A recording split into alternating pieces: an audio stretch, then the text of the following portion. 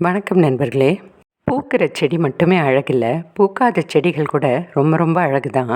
Succulents varieties எடுத்துக்கிட்டோம்னா, பூக்கிறதுக்கு அது ரொம்ப ரொம்ப நாட்கள் ஆகும். சிலதில் பூக்கள் வரதும் இல்லை.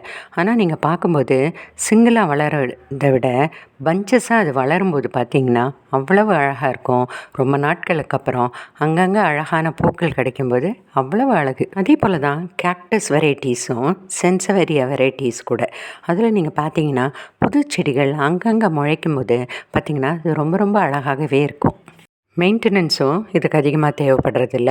அதே போல் யார் வேணாலும் சின்ன பாட்ஸில் கூட இதை நம்மளால் வளர்க்க முடியும். அதனால் என்னோடய தோட்டத்தில் இப்போ நிறையா சக்குலன்ஸ் இருக்குது.